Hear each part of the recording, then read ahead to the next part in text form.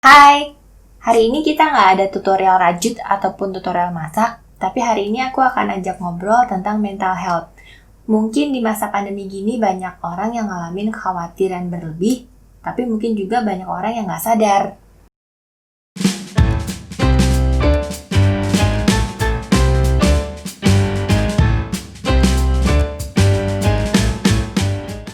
Nah, hari ini kita akan ngobrol sama adik aku yang sekarang masih fight tentang mental health ini dari 3 tahun yang lalu. Yuk, kita langsung ngobrol. Halo kakak. Hai.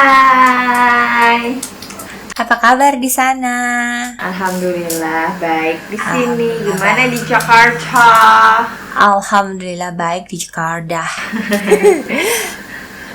Ini aku mau cerita sedikit tentang adik aku. Adik aku di Semarang, dia itu ibu rumah tangga dan punya 3 anak yang masih kecil-kecil. Tapi dia juga punya usaha, berbagai usaha yang dia jalanin sama suaminya. Oke, langsung aja biar adikku yang cerita ya. Kak, Iya, gimana ibu? kamu ceritain sendiri dong tentang diri kamu. Perkenalkan diri dulu kepada teman-teman aku di sini. Halo. Jadi aku adiknya Mbak Ajeng, nama aku Abika. Aku ibu 3 orang anak. Yang paling kecil masih 7 bulan mau jalan 8 bulan. Terus di rumah isinya ngurusin usaha kecil-kecilan sama suami aja. Alhamdulillah lancar. Amin.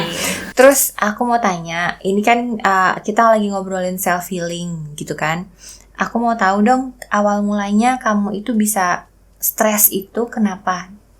Awal mulanya sebenarnya aku nggak tahu kenapa, jadi tahu-tahu udah di tingkat masuk rumah sakit. Serem ya. Jadi masuk rumah sakit. Masuk rumah sakit, habis keluar dari rumah sakit, tapi bolak-balik ke rumah sakit lagi, tapi cuma di IGD, cuma ngecek detak jantung, sampai akhirnya yang ngomong, ayo kak, kamu ada yang nggak beres nih kayaknya, coba kita akhirnya ke psikiater. Nah di psikiater inilah awal mula aku ditanyain, kamu ada ini nggak dulu trauma dan segala macam dan bla bla bla bla bla bla. Nah akhirnya waktu ketemu sama psikiaternya, dia ngediagnosa aku adalah panic attack. Jadi masuknya bisa juga ke anxiety yang aku ngerasain psikosomatis itu apa? Psikosomatis itu ngerasain sakit atau sensasi tanda kutip di dalam tubuh kita, ngerasain sakit gitu. Tapi kalau kamu cek ke dokter dan segala macam tuh nggak kenapa-kenapa, alhamdulillah ya. Oh gitu. Terus habis itu semenjak 3 tahun lalu itu akhirnya aku kayak cari-cari tahu biar gimana aku bisa sembuh kan, karena kasihan kan. jadi itu awal mulanya ya kamu ketemu sama self healing itu ya? Akhirnya aku cari-cari, terus kemudian secara nggak sengaja, mungkin juga karena doa-doa aku dihijabah, terus aku lihat Instagramnya Ayla Dimitri, dia lagi bahas tentang mental health sama Mas Reza Gunawan. Jadi Mas Reza Gunawan adalah praktisi kesehatan holistik. Nah, ya. Terus dia kayak banyak orang yang tahu dia. Terus lagi bahas tentang mental health di situ.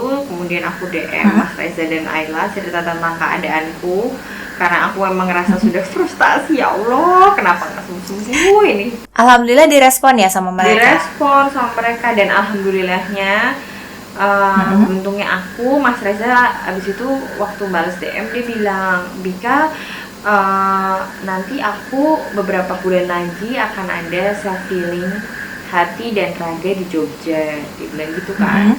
Coba kamu ikutan aja. Akhirnya setelah pertimbangan suami dan akhirnya itu awal mula perjalanan self healing kamu ke Jogja. Betul begitu? Panjang ya. Ya, nggak apa-apa, namanya juga perjalanan, Kak. Terus habis itu belajarnya self healing sendiri itu udah berapa lama sih? Dari sejak saat itu ya, sejak kamu? Berarti mau 3 tahun lah ya belajar self healing itu. Dan self healingnya juga macem-macem sih. Tuh. Self healing sendiri itu sebenarnya apa sih?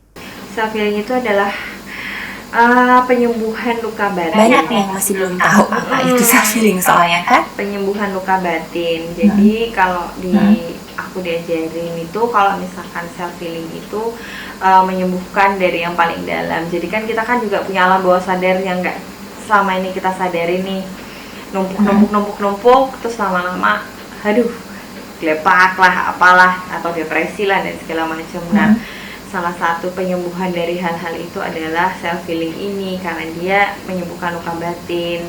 Terus nggak cuma itu aja sih, sebenarnya kan penyakit kita yang kita rasain di fisik atau apa dan segala macam memang ada berhubungan dengan pikiran, dan itu yang paling besar gitu. Jadi beban pikiran itu yang paling besar dari kenapa masalahnya itu ya. Betul. Oke, I see. Terus habis itu aku lihat belakangan ini kan kamu sering posting makanan vegan, vegetarian. Apakah itu juga bagian dari self healing kamu? Iya, itu salah satu perjalanan healing journey aku ya berarti ya. Jadi tidak cuma itu aja sih, aku self healing itu kan aku ada self healing hati itu TAT, raga, terus ada breathwork, juga ada meditasinya sama Mingyur Rinpoche, tapi itu cuma by YouTube doang. Terus habis itu ada expressive writing juga masih sama Mas Reza Gunawan.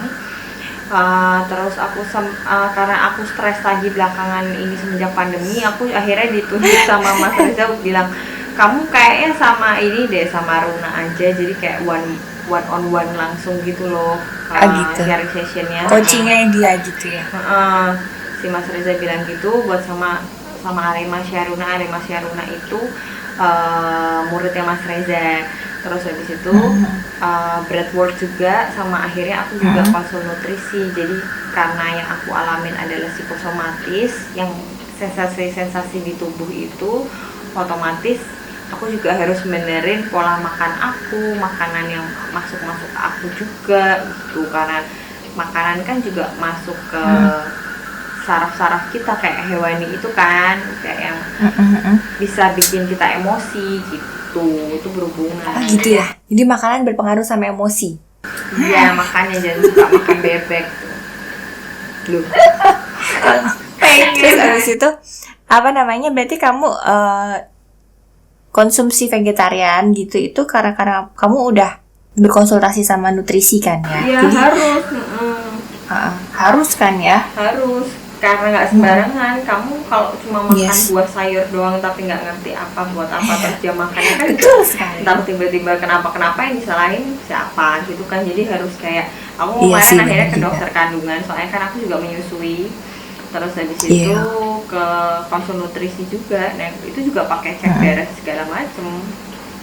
I see. Tadi kamu sebut breathwork ya? Breathwork itu berarti bagian dari self healing juga kan? Iya, salah satu dari self healing. Terus breathwork itu apa sih sebenarnya? Atur nafas? Breathwork itu kayak latihan nafas secara sadar antara tubuh dan pikiran. Jadi selama ini kan kita cuma nafas aja, kayak kita misalkan ngapain kaget kan juga kadang kalau misalkan kaget kita nafasnya kayak sempat berhenti kan. Padahal kalau misalkan kalau yoga pun kan pasti kalau misalkan sakit juga tetap suruh nafas kan. Nah itu salah satunya juga nafas. Wah gila sih, tadi aja aku habis ikut breathwork rasanya badannya tapi udahannya enak banget tuh.